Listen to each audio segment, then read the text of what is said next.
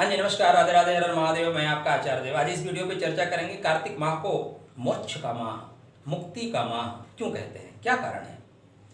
तो शास्त्र की बात करें तो पद्म पुराण, नारद पुराण, स्कंद पुराण में जो कार्तिक महात्म है उसमें इस बात की चर्चा की गई है कि ये माह जो है भगवान विष्णु को अत्यंत प्रिय है और भगवान विष्णु मुक्ति देने वाले हैं, मोक्ष देने वाले हैं। और जिसकी प्रिय चीज़ों का आप अनुसरण करते हैं, उनको प्रदान करते हैं, तो वो आपको सब कुछ अवेलेबल कराते हैं, सब कुछ देते हैं। इस माह को मोक्ष का द्वार, मोक्ष का माह इसीलिए कहा जाता है क्योंकि भगवान विष्णु का माह है, उनके लिए आप कार्य करते हैं। कार्तिक माह कार्तिक जी के नाम पे पड़ा हुआ है। कथा आपको पता है कि उन्होंने उस राक्षस का वध किया जिसका कोई वध नहीं कर सकता था, उसके निमित्त वो पैदा हुए थे, तो इसीलिए इस माह का नाम कार्तिक माह पड़ा। अब ये मुक्ति देने का माह है।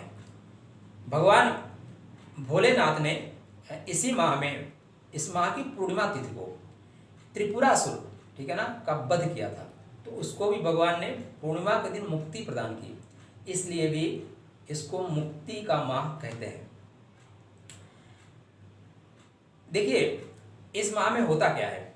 आप प्रातःकाल ब्रह्म मुहूर्त में जगते हैं, तो ब्रह्म मुहूर्त में जो एनर्जी होती है उस आपके शरीर में आती है।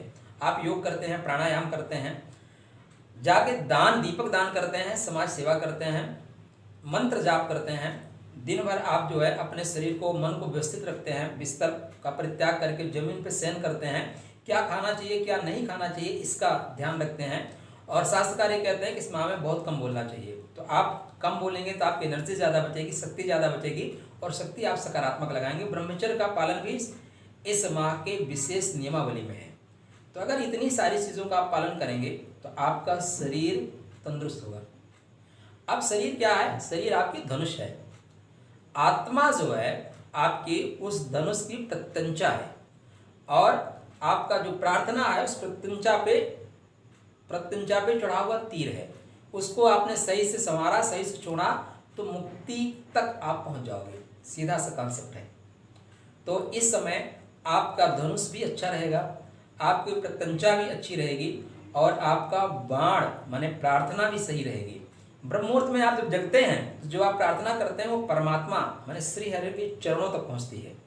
दिन में आपको प्रदूषण बहुत हो जाएगा, तो जैसे रेडियो की रेस टूटना शुरू हो जाती है, रात्रिकालीन रेस ज़्यादा अच्छी पकड़ती है, तो उसी तरह दिन में प्रेयर जो है, आपकी प्रार्थना जो है, वो उसकी रेस टूटती है, कम पहुंच पाती है। तो ब्रह्म मुहूर्त में की गई प्रार्थना मुक्ति के मार्ग तक ले जाने का कार्य करती है। इसीलिए इस माह को मुक्ति का, मोक्ष का मार्ग कहा गया है।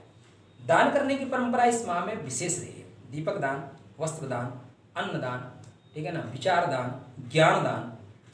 तो ये जो दान होता है ना, दान करने से क्या होता है, आपके अंदर के विकार नष्ट होते हैं, और जब विकार नष्ट हो गया तो परमात्मा को मिलने में समय नहीं है। हम सब हजार हजार वाट के ट्यूबलाइट्स हैं, बस परमात्मा का कनेक्शन जुड़ना है। हम सब ईश्वर के अंश हैं। तो ये सारी प्रक्रियाएं आपको मुक्ति के पथ पहुंचा देती हैं, मुक्त की ओर अग्रसर कर देती हैं। इसीलिए कार्तिक माह को मुक्ति का माह, मोक्ष का माह कहा गया है। चलिए, आपके लिए मंगल में शुभकामना। राधे राधे।